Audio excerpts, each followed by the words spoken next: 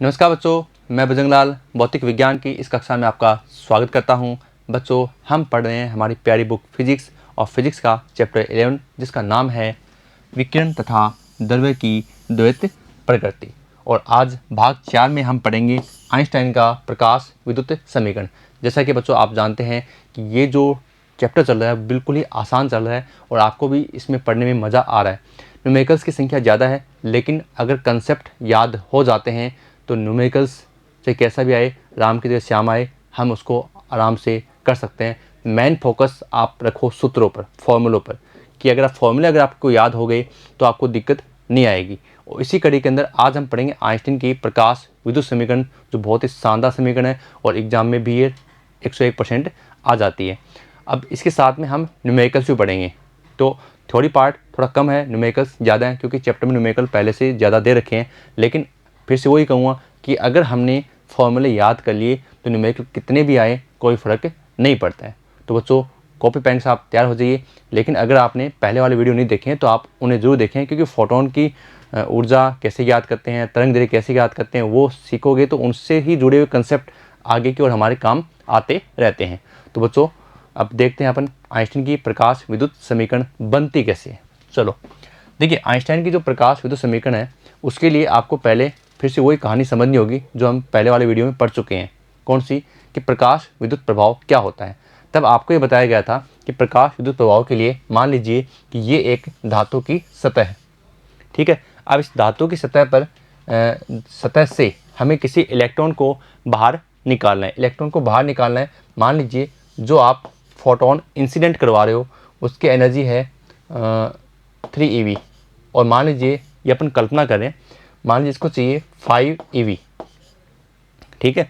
तो अब देखो, अगर आपने 3 eV का इंसिडेंट करवा दिया फोटोन, तो क्या ये इलेक्ट्रॉन यहाँ से फ्री हो जाएगा? तो आप कहेंगे सर बिल्कुल नहीं होगा, क्योंकि ये जितना इसको चाहिए उतना इसने दिया नहीं। अगर आप 4 eV कर दोगे तब भी इसको रिलीज नहीं करेगा। अगर 5 eV कर दोगे तब आप कह सकते हो कि सर ये बंधन से मुक्त हो जाएगा, लेकिन गतिज ऊर्जा प्रदान नहीं कर पाएगा।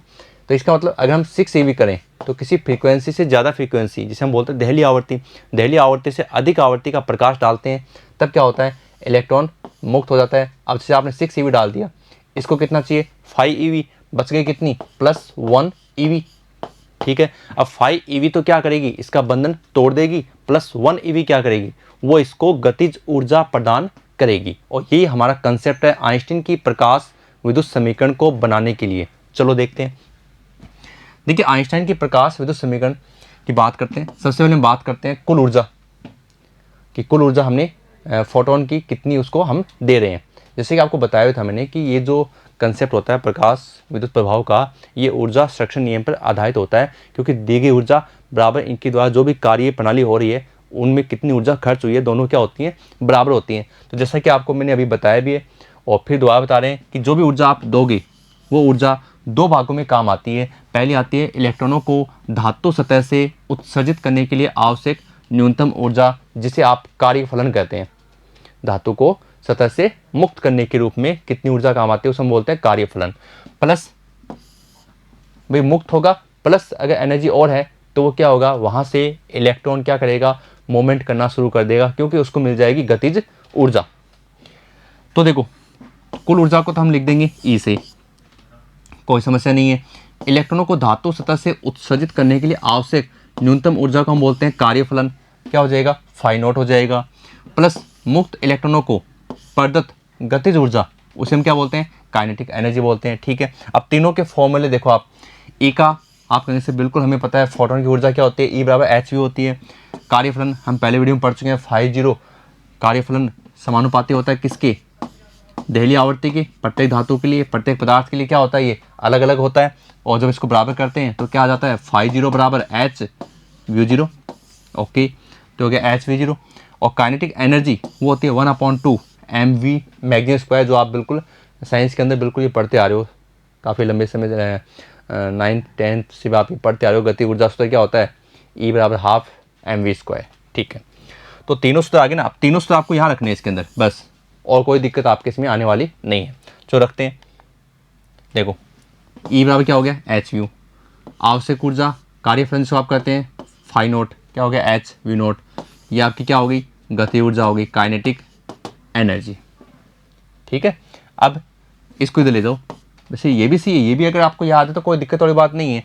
और इसको आप इधर ले आओ, तब ये रूप बन जाएगा इसका H we minus H V note, और बराबर आ गया 1/2 एम वी मैक्सिमम स्क्वायर। और बच्चों इसे हम क्या कहते हैं, आइंस्टीन की प्रकाश विद्युत समीकरण कहते हैं। अगर छोटा प्रश्न पूछे कि आइंस्टीन की प्रकाश विद्युत समीकरण लिखिए, तब तो डायरेक्ट ही होगी, बाकी बनती कैसे वो भी हमने आपको पूरी समझा दी है। ठीक है, तो बिल्कुल सरल सी ये इक्वेशन है, बस इस इक्वेशन में आगे हम बहुत सारी चीज़ें पढ़ने वाले हैं। देखो अब इसी इक्वेशन को थोड़ा सा हम चेंज करते हैं। कैसे करेंगे कि हम इसमें v मैक्सिमम जो लिखा हुआ है भाई H view minus V naught है, और इक्वल क्या है 1/2 एम वी मैक्सिमम स्क्वायर। तो अब वी मैक्सिमम स्क्वायर की वैल्यू निकालिए, क्या हो जाएगा 2 जाएगा ऊपर, 2h कॉन्स्टेंट में क्या आ गया व्यू माइनस वी जीरो, और अपॉन में क्या कर देंगे m, और इसका रूट हटा दो, ये आ गया 2h view minus V zero upon M. ये क्या हो गया, ये आप अधिकतम वेग यहाँ से निकाल सकते हो कि जो फोटोन आप इंसिडेंट करा रहे हो और इलेक्ट्रॉन क्या हो रहे हैं यहाँ से रिलीज हो रहे हैं, तो उनके लिए उनका अधिकतम वेग आप यहाँ से प्राप्त कर सकते हैं। चलो एक और सूत्र बना सकते हैं, कैसे कि हमें पता है वी बराबर क्या होता है सी अपॉन लेमडा, और जब यहाँ वी नोट होगा तो यहाँ क्या हो जाएगा लेमडा नोट। ये तो सही है, ये तो व्यू बराबर क्या है सी अपॉन लेमडा है, और जब हम इसको करेंगे वी नोट बराबर सी अपॉन लेमडा नोट हो जाएगा।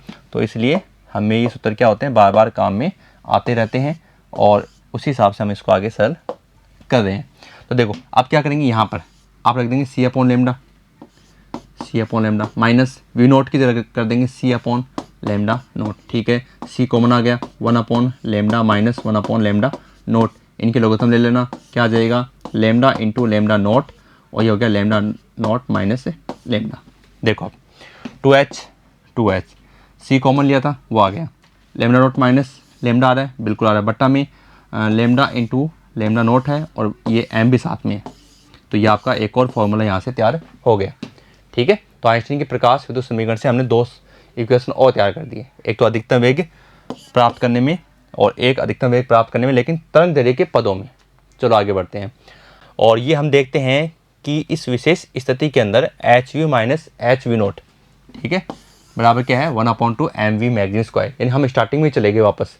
ठीक है, स्टार्टिंग में चले गए, तो अब हमें करना क्या है, अब हमें ये करना है कि जो हमने लास्ट वीडियो के अंदर हमने बात की थी प्रकाश विद्युत प्रभाव के प्रायोगिक परिणामों में, और हमने देखा था कि एक एनोड के ऊपर नेगेटिव वोल्टेज पर क्या हुआ था, जो कुल ऊर्जा थी वो जीरो हो गई। तो अब आप कहेंगे ऊर्जा जीरो कैसे हुई ये बताओ, क्योंकि ऊर्जा संरक्षण नियम की पालना होती है, तो इसका मतलब उसकी ऊर्जा खर्च हो गई थी सामने वाली एनोड प्लेट, भाई आप सी से क्या जा रहे थे ए की ओर जा रहे थे ना, तो उस प्लेट की ओर जाने में, तो वो जो कार्य था वो W/QE में क्या हो गया संचित हो गया था।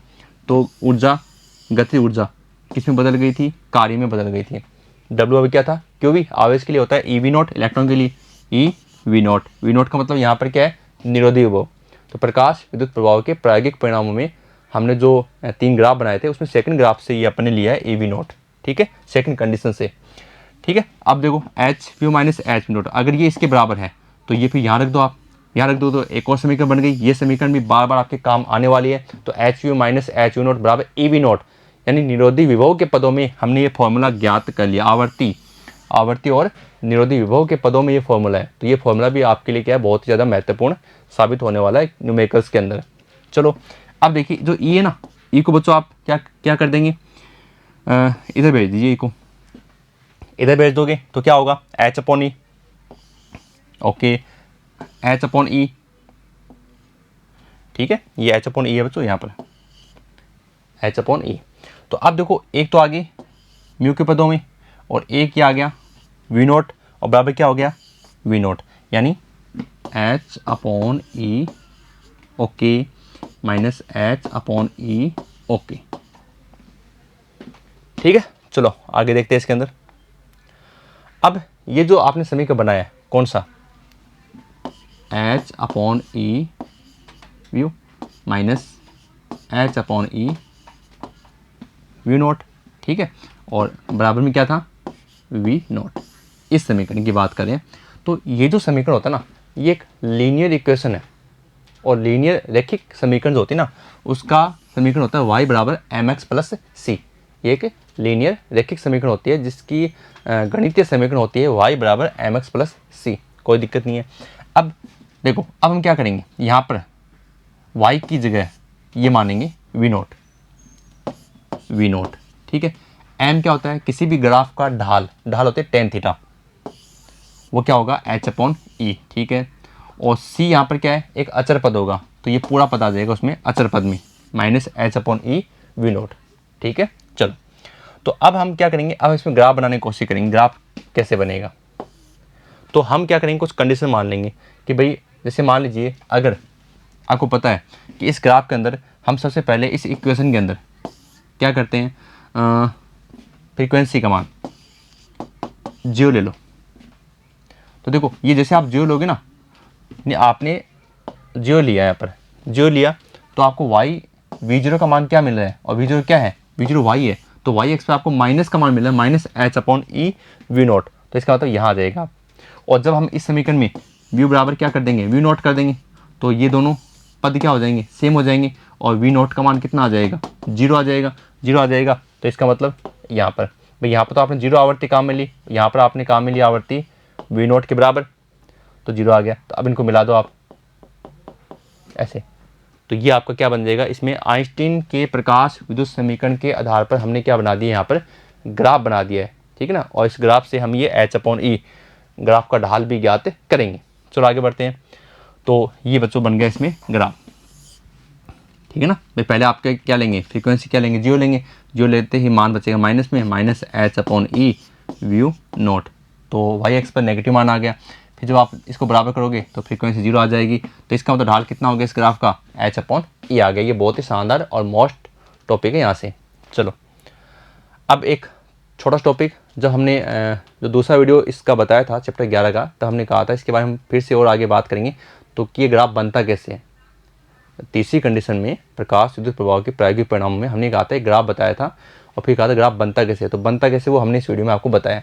लेकिन अगर धातुएं और या ये कह सकते हैं पदार्थ अलग अलग हैं, तो दोनों अगर अलग अलग हैं तो उनका जो ये ग्राफ है वो भी क्या बनेगा बच्चों, अलग अलग बनेगा। अब अलग अलग बनेगा, एग्जाम में जो यहाँ से क्वेश्चन आया था बच्चों, वो क्या था कि किसका कार्यफलन अधिक होगा, तो आपको ये बताना जिसकी फ्रीक्वेंसी अधिक होगी।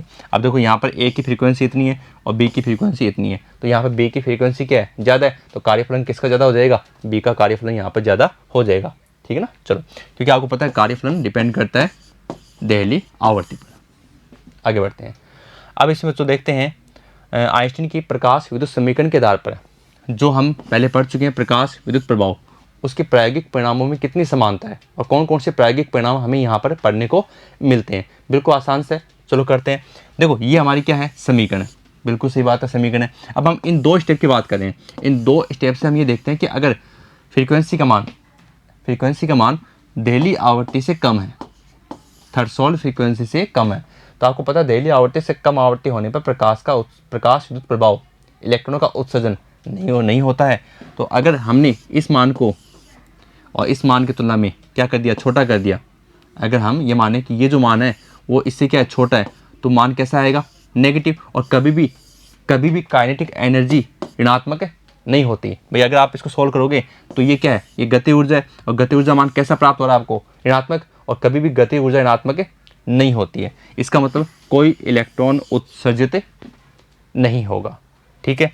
अब अगर हम इन दोनों को बराबर करें तो व्यू इक्वल क्या है, वी नोट है, ठीक है। तो काइनेटिक एनर्जी अगर आप यहाँ पर क्या कर रहे हो, वी नोट कर रहे हो, तो दोनों मान क्या हो जाएंगे, बराबर हो जाएंगे भाई। H V note minus H V note क्या आ जाएगा, 0 आ जाएगा। ऊर्जा क्या हो गई, 0 हो गई। लेकिन आवृत्ति क्या है, देहली आवृत्ति के बराबर है, तो इसका मतलब इलेक्ट्रॉन उत्सर्जित तो होगा, लेकिन क्या नहीं मिलेगी उसको नहीं मिलेगी, गति ऊर्जा नहीं मिलेगी, अर्थात गति ऊर्जा क्या हो जाएगी, उसकी शून्य हो जाएगी। चलो आगे बढ़ते हैं। अगर हम माने कि देहली आवृत्ति से अधिक आवृत्ति है, मतलब पहली संख्या दूसरी संख्या से क्या है, बड़ी है, तो H view minus H view not, तो पहला मान बड़ा है किससे, दूसरे मान से, तो काइनेटिक एनर्जी क्या होगी, पॉजिटिव होगी, क्योंकि धनात्मक आएगी। इस कंडीशन में प्रकाश विद्युत प्रभाव होगा, मतलब देहली आवृत्ति से अधिक आवृत्ति होने पर इलेक्ट्रॉन मुक्त हो जाएंगे और उनको गति ऊर्जा भी प्राप्त हो जाएगी। और इलेक्ट्रॉनों का उत्सर्जन होने के यहाँ पर धातु सतह से फोटोन आपतित कराकर यूवी रेज के रूप में इलेक्ट्रॉनों का उत्सर्जन करवाना, वो क्या होता है, प्रकाश विद्युत प्रभाव होता है। तो यहाँ दहलीय आवर्ती से अधिक आवर्ती होने पर प्रकाश विद्युत प्रभाव प्रेक्षित हो जाएगा। ठीक है। प्रकाश की तीव्रता को परिवर्तित करने पर प्रकाशिक इलेक्ट्रॉनों की गति ऊर्जा पर कोई प्रभाव नहीं होता है। इंटेंसिटी ऑफ लाइट चेंज करने से भी काइनेटिक एनर्जी गति ऊर्जा पर कोई इफेक्ट नहीं पड़ता है। प्रकाश की तीव्रता बढ़ाने पर फोटो इलेक्ट्रॉनों की संख्या में वृद्धि हो जाती है। 10 वाट का 20 वाट, 20 वाट का 30 वाट, तो हर बार क्या हुआ, नंबर ऑफ फोटोन बढ़ते गए। एक फोटोन, आपको बताया गया था बार बार, एक फोटोन एक इलेक्ट्रॉन को ही क्या करता है, अंतरक्रिया करता है, प्रभावित करता है। एक इलेक्ट्रॉन एक फोटोन की संपूर्ण ऊर्जा को अवशोषित करता है, यानी कि ऊर्जा बख्श देगा, वो पूरी ऊर्जा को क्या करेगा, अब्जॉर्ब करेगा, फिर आगे उत्सर्जित होगा। दहलीय आवर्ती से कम आवर्ती होने पर, दहलीय आवर्ती से कम आवर्ती होने पर आपको पता है क्या नहीं होता, प्रकाश विद्युत प्रभाव प्रेक्षित नहीं होता है, अर्थात मुक्त इलेक्ट्रॉनों का उत्सर्जन नहीं होता है। तो इस बात को आप ध्यान में रखना कि दहलीय आवर्ती से अधिक आवर्ती होने पर ही प्रकाश विद्युत प्रभाव की घटना प्रेक्षित होती है। अब बच्चों हम इस टॉपिक पर आधारित क्वेश्चन सॉल्व कर लेते हैं। सबसे पहले आपकी किताब का उदाहरण 2, सीजियम की बात कर रहे हैं और सीजियम का कार्यफलन 2.14 eV होता है। और आपको ये भी पता है सीजियम का कार्यफलन सबसे कम किसका होता है, वो सीजियम का ही होता है। कितना होता है, लिखा हुआ है 2.14 eV। आप क्या निकालिए, दहलीय आवर्ती, चलो निकाल देंगे। तथा आपतित प्रकाश के तरंग दैर्घ्य यदि प्रकाशिक धारा को 0.60 वोल्ट का एक निरोधी विभव लगाकर शून्य किया जाए। चलो सोल्व करते हैं, इसको करें। डब्ल्यू नोट या इसको फाइव नोट भी कह सकते हैं, कोई दिक्कत वाली बात नहीं है। 2.14 eV, eV है ना, तो ये आ गया जूल में। एक eV में कितने होते हैं, इतने जूल होते हैं, कोई दिक्कत नहीं है। अब दहलीय आवर्ती कैसे निकालेंगे भाई, आपको पता है कार्यफलन, या इसको डब्ल्यू नोट कर दीजिए आप, क्या होता है, एच वी नोट होता है। तो एच वी नोट होता है, तो यहाँ से एच का मान हमें पता है, तो इसके बट्टा में ले आओ, तो बट्टा में ले आओगे और इसको सोल्व करोगे तो ये आ गया 5.17 गुणा 10⁻14 हर्ट्ज। ठीक है। और निरोधी विभव हमें दिया गया कितना, 0.60 वोल्ट, जहाँ पर प्रकाशिक धारा क्या होती है, शून्य हो जाती है। एनोड पर वह ऋणात्मक विभव जिस पर क्या होती है, प्रकाशिक धारा शून्य हो जाती है, वो क्या होता है, वो निरोधी विभव या अंतक वोल्टता कहलाती है। आइंस्टीन समीकरण से, या हम इसको आइंस्टाइन समीकरण भी बोलते हैं, इंग्लिश का फर्क होता है। यहाँ पर एच व्यू बराबर W note plus A V naught. ठीक है। देखिए एच वी हो गया, ये आपका एच वी नोट हो गया, और ये आपका ए वी नोट हो गया, जिसमें क्या होती है, गति ऊर्जा की ये बराबर होता है। मैंने आपको बताया था कि ये जो स्टेप है वो आवर्ती और निरोधी विभव के पदों में है, ये वो स्टेप है। ठीक है। अब देखो व्यू का हमें पता है HC/λ होता है, कोई दिक्कत नहीं है। ये आपका क्या है, कार्यफलन चल रहा है, ये ए वी नोट हो गया। अब हमें निकालना क्या है, हमें तो लैम्डा निकालनी ना, तो लैम्डा निकालनी, तो इसको इधर ले जाओ, इसको इधर ले जाओगे तो ये दोनों भाई किधर आ जाएंगे, बट्टा में आ जाएंगे, बट्टा में आ जाएंगे। अब देखिए एच का मान फिक्स होता है, सी का मान फिक्स होता है, वर्क फंक्शन आपको दिया हुआ है, ई का मान फिक्स होता है, वी नोट का मान भी आपको सवाल में दिया हुआ है। अब क्या चाहिए, अब बस इनको रखना है और गुणा भाग करना है। तो लीजिए एच सी, ये वर्क फंक्शन हो गया, वर्क फंक्शन के बाद में ये आपका ई और ये आपका वी हो गया। और बच्चों हम इसको सोल्व कर देंगे और हमारा आंसर आ जाएगा 4530 एंगस्ट्रॉम। ठीक है। गुणा भाग तो हम इसमें कॉपी में करके इसको सॉल्व करके देख लेंगे, क्योंकि जब एक बार आप कोई गुणा भाग कर लेते हो तो उसमें जो डिफ़िकल्टी होती है वो आपके सामने आ जाती है, और उसको आप सॉल्व कर लेने पर क्या होता है, एग्जाम में आपकी वो समस्या नहीं आती है। किताब का क्वेश्चन है, दूसरा क्वेश्चन है, सीजियम धातु का कार्यफलन, फिर से आगे सीजियम 2.14 eV है, जब फ्रीक्वेंसी दी हुई है 6 × 10⁻14 हर्ट्ज आवर्ती का प्रकाश धातु पृष्ठ पर क्या होता है, आपतित होता है, तो इलेक्ट्रॉनों का प्रकाशिक उत्सर्जन होता है। तो हमें निकालना है उत्सर्जित इलेक्ट्रॉनों की उच्चतम गतिज ऊर्जा। ठीक है। निरोधी विभव, ओके, और उत्सर्जित प्रकाशिक इलेक्ट्रॉनों की उच्चतम चाल V कितनी है, V मैक्सिमम कितनी है। देखो फाइव नोट हमें दिया गया है, कोई दिक्कत नहीं है, फाइव नोट नोट कर लो कॉपी में, 2.14 eV। फ्रीक्वेंसी में दी गई है, क्या पूछ रहा है, काइनेटिक एनर्जी। टॉपिक कौन चल रहा है, आइंस्टीन की प्रकाश विद्युत समीकरण। प्रकाश विद्युत समीकरण आपको अच्छे से याद है, H view minus H V note. तो एच वी नोट को हम क्या बोलते हैं, वर्क फंक्शन, कार्यफलन। तो देखो एच की वैल्यू फिक्स होती है यहाँ तक, व्यू आपको दिया गया है, -2.14 आपके पास वर्क फंक्शन सवाल में दिया गया है। सोल्व कर दिया और जो आएगा वो आएगा जूल में आएगा, लेकिन हम क्या करेंगे, उसको ईवी में चेंज करेंगे, भाग देंगे 0.34 eV। ओके, चलो आगे बढ़ते हैं। बी पार्ट में जब हमने काइनेटिक एनर्जी निकाल ली है, तो काइनेटिक एनर्जी बराबर क्या होती है, ईवी नॉट। निरोधी विभव के बराबर होती है ना, तो ये जब इसके बराबर होती है तो इसका मतलब V0 बराबर के ई अपॉन ई, ई को इधर ले आओ, ई का मान आपको पता ही है, और काइनेटिक एनर्जी आप निकाल चुके हैं, बैक कीजिए आप, ये देखिए जूल के अंदर, जूल वाले लेंगे फिर आपको सॉल्व करना है। कर दिया, कितना आ गया 0.34 वोल्ट। ठीक है, चलो अब पूछा है अधिकतम वेग कितने हैं, तो हमें पता है काइनेटिक एनर्जी हम निकाल चुके हैं, तो 1/2 क्या होता है mv², v² हो गया √2ke/m, 2 के का मान फिर m का मान 9.1 गुणा 10 के घात -31 का जी फिक्स होता है। सॉल्व कर देंगे, ये हमारा आंसर आ गया 346 किलोमीटर पर सेकंड, किलोमीटर यानी 10 के घात 3 हो गया यहाँ पर। ओके, चलो आगे बढ़ते हैं।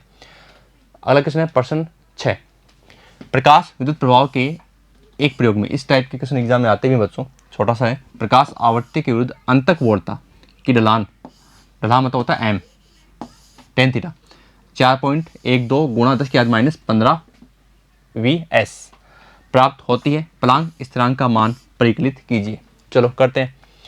देखो हमें पता है प्लांक नियतांक हमने इसी टॉपिक में निकाला था, m बराबर h/e। हमें तो किसका मान निकालना, h का, क्या हो गया m गुणा e, m का मान आपको दिया गया, e का हमें पता है, इलेक्ट्रॉन का आवेश 1.6 गुणा 10 की घात -19 कूलम होता है। अब सोल्व कर दिया, ये आ गया 6.592। एक और ट्रिक आपको बताते हैं, आप इसको ऐसे याद करना 6.6, क्योंकि आपको वैसे ही पता है प्लांक नियतांक का मान कितना होता है 6.626 गुणा 10 के पावर -34, तो हमारा ये आ गया 6.5 गुणा भाग करने का अगर टाइम बचाना चाहते हो तो 6.6 गुणा 10 के पावर -34 जूल इंटू सेकेंड लिख देना। बहुत ही बिल्कुल ही आसान सा ये सवाल था। ठीक है, अगला क्वेश्चन है क्वेश्चन नंबर 8, किसी धातु की देहली आवृत्ति कितनी है बच्चों, 3.3 गुणा 10 की घात 14 हर्ट्ज है। कोई दिक्कत नहीं है, देहली आवृत्ति होगी ना, तो देहली आवृत्ति को हम किस लिखते हैं, व्यू नोट से लिखते हैं। यदि 8.2 गुणा 10 की घात 14 हर्ट्ज फ्रीक्वेंसी हो गई, कोई दिक्कत नहीं है, ये नॉर्मल हो गई, का प्रकाश धातु पर आपतित हो तो प्रकाश विद्युत उत्सर्जन के लिए अंतक वोल्टता सॉल्व कीजिए। तो H view minus H view note बराबर ई वी नोट। आइंस्टीन की प्रकाश विद्युत समीकरण किसके पदों में, निरोधी विभव और आवर्ती के पदों में। देखो वी नोट हो गया, व्यू हो गया, और हमें निकालना है वी नोट, तो यहाँ से हम इसको सॉल्व कर देंगे, ये अपन h/e कर देंगे और मान रख देंगे, h का मान रख देंगे, e का मान रख देंगे, और ये दोनों मान हमें सवाल में दिए गए हैं, दोनों मान हमें सवाल में दिए गए हैं। हम इसको सॉल्व कर देंगे और लगभग हमारा इसमें आंसर बन गया 2 वोल्ट। ओके, चलो आगे बढ़ते हैं। क्वेश्चन नंबर 10 है, 7.21 गुणा 10 की घात 14 हर्ट्ज आवृत्ति का प्रकाश है धातु पृष्ठ पर क्या हो रहा है, आपतित हो रहा है। इस पृष्ठ से 6.0 गुणा 10 की घात 5 मीटर प्रति सेकंड की उच्चतम गति से इलेक्ट्रॉन क्या हो रहे हैं, उत्सर्जित हो रहे हैं। कोई दिक्कत नहीं है, अभी इलेक्ट्रॉन उत्सर्जित हो रहे हैं तो होने दो उनको। हमें निकालना क्या है, हमें निकालनी है देहली आवृत्ति, बिल्कुल निकाल सकते हैं। चलो देखो व्यू का मान दे दिया, ओके, वी मैक्सिमम दे दिया, और हमें निकालना क्या है, देहली आवृत्ति निकालनी है।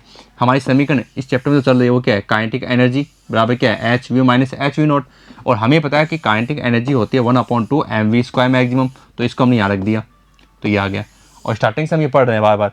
ठीक है, अब हमें निकालनी क्या है, हमें तो वी नोट निकालनी है, तो एच कॉमन ले लो, एच कॉमन ले लोगे तो क्या हो जाएगा, देखो पहले इसको आप माइनस से बचाने के लिए एक स्टेप कम कर रहे हैं, क्या कर रहे हैं देखिए, अपने को ये जो स्टेप है इसको इधर ले आओ, माइनस का हो जाएगा, तो H view minus 1/2 M V मैग्नीम स्क्वायर और बराबर ये उधर जाकर प्लस का हो जाएगा।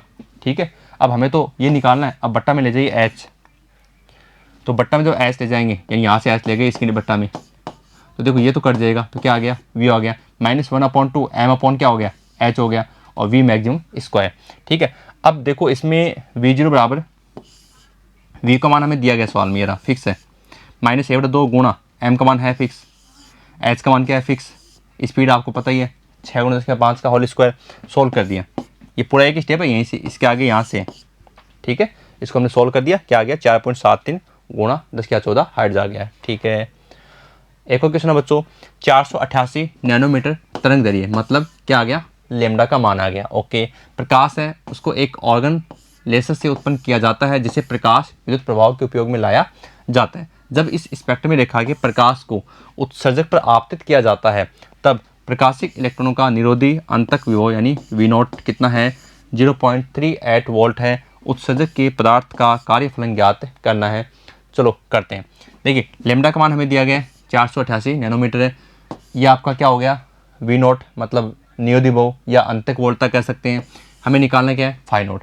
तो देखो H U minus H V naught बराबर काइनेटिक एनर्जी। ये आपको पता है आइंस्टीन के प्रकाश विद्युत समीकरण का ही वीडियो पढ़ रहे हैं, तो इसमें यही तो फॉर्मूला तैयार हुआ है। और इसमें भी 2 स्टेप है, एक तो ये स्टेप है और एक स्टेप है ये वाली, जिसमें हम क्या करते हैं, नियोदिबो की बात करते हैं। और बाकी साइन न्यूमेरिकल हमने इसमें बताया आपको, तो अगर फॉर्मूले दोनों याद है तो साइन न्यूमेरिकल हम आराम से कर सकते हैं। तो देखो H U minus phi naught बराबर ई वी नोट हो जाएगा। काइनेटिक एनर्जी किस में बदल जाएगी, आपके नियोदिबो में, ठीक है।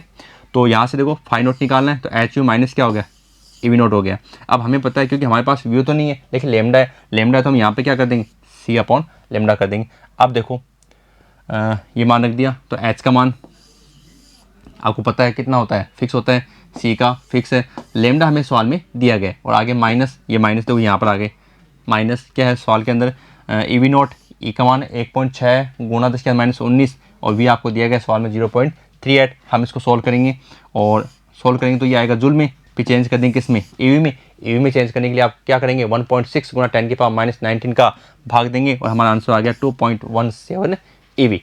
तो बच्चों इस प्रकार से हमने आज इस वीडियो के अंदर आइंस्टीन के प्रकाश विद्युत समीकरण में जो 2 तरीके थे, 2 तरीके मतलब एक तो समीकरण के मैक्सिमम की स्टेप में H mu minus H we zero बराबर क्या है, H view minus H view zero बराबर के मैक्सिमम, और एक नियोदिबो और आवर्ती के पदों में H view minus H view zero बराबर ई वी नॉट। ठीक है, इन 2 समीकरणों के आधार पर सवाल न्यूमेरिकल्स हमने सॉल्व कर लिए हैं। और अब बच्चों नेक्स्ट वीडियो आपको और भी शानदार मिलने वाला है, क्योंकि वहाँ से हम डे ब्रोगली परिकल्पना पर आधारित प्रश्न पढ़ेंगे और वो क्वेश्चन आपके एग्जाम में 101% आते हैं। तो बच्चों मिलते हैं नेक्स्ट वीडियो में, धन्यवाद।